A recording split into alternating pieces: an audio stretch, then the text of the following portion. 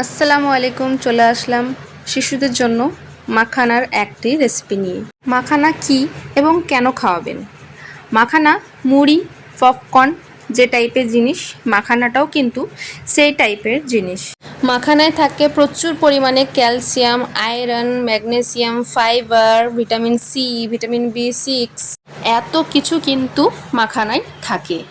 তো আপনারা বুঝতেই পারছেন এটা বেবিদের জন্য একটা সুপার ফুড।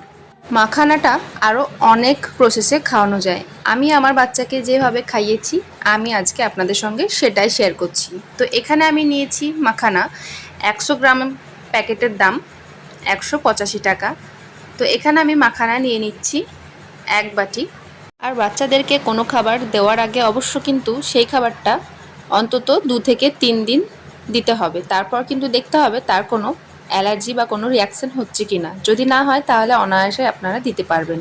আর যদি কোনো প্রবলেম হয় তাহলে কিন্তু অবশ্যই অফ করে দেবেন।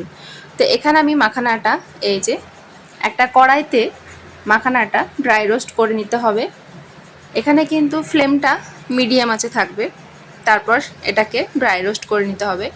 ড্রাই রোস্ট করতে কিন্তু বেশিক্ষণ টাইম লাগে না, 2 থেকে 3 মিনিটের মধ্যেই হয়ে যায়।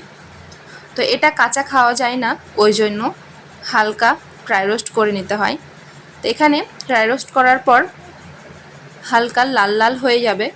আর একটা কিন্তু তুলে দেখে নেবেন যে একদম মুড়ি বা পপকর্ন যেভাবে ভেঙে যায়, কতটা ক্রাঞ্চি হয়, তো সেভাবেই কিন্তু এটা ভেঙে যাবে, তখন নামিয়ে নেবেন। তো এখানে আমি 2 বাটি মাখানা ড্রাই রোস্ট করে নিচ্ছি।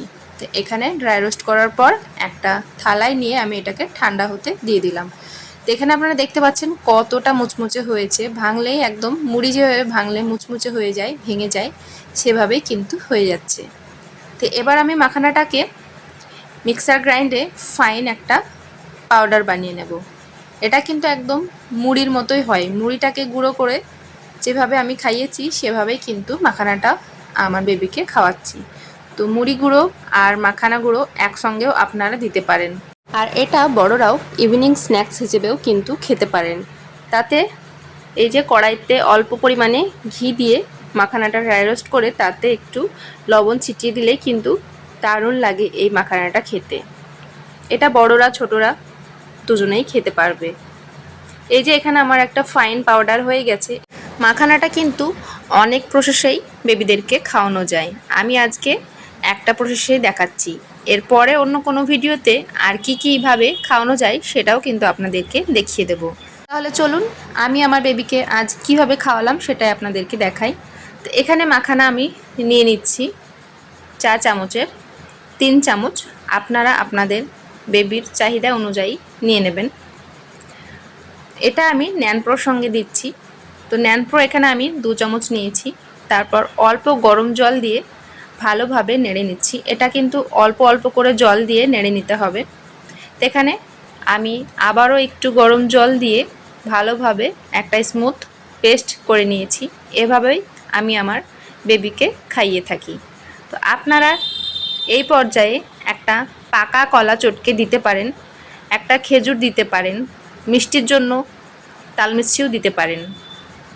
তবে এর সঙ্গে অনেক কিছু একসঙ্গে দিতে যাবেন না, একটা একটা করে দিতে পারেন। আমি আমার বেবিকে এভাবেই খাইয়েছি।